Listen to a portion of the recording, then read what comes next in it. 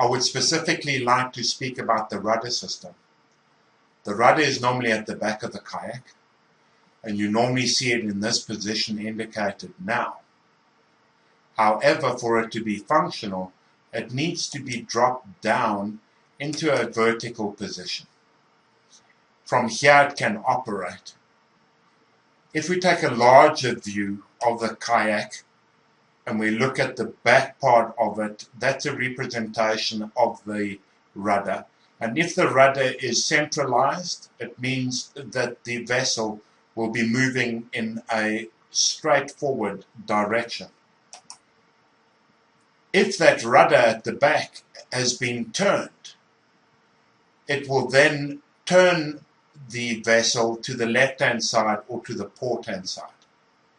An exact opposite of that is if we had to turn the rudder to the right-hand side, it would then cause the vessel to then go to the starboard or to its right-hand side.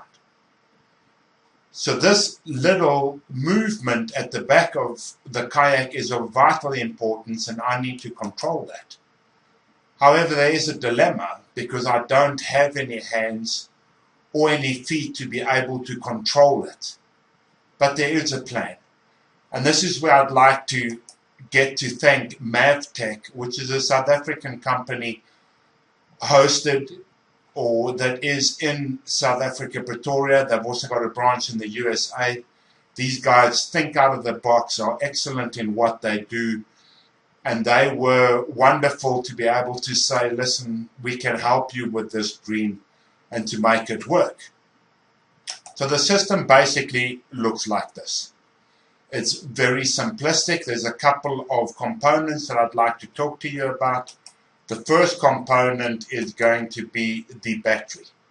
It is a 12-volt battery, very small, that will easily fit into the kayak.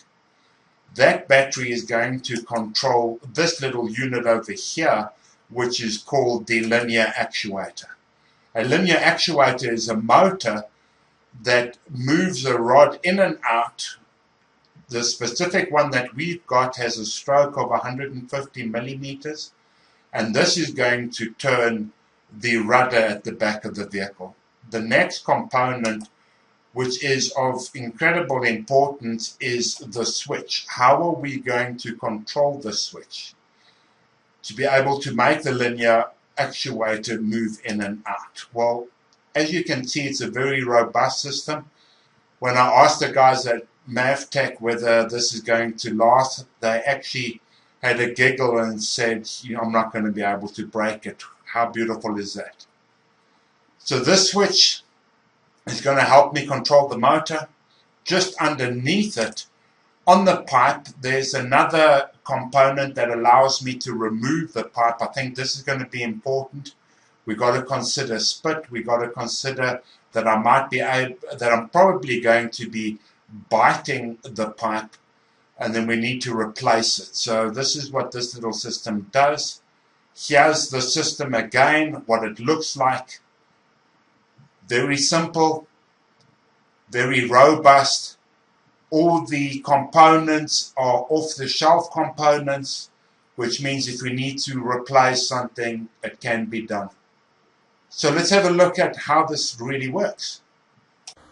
This pipe in my mouth causes a trigger to make this thing move. Look.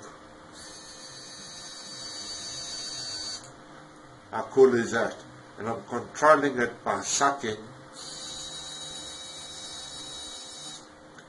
or pushing. How cool is that?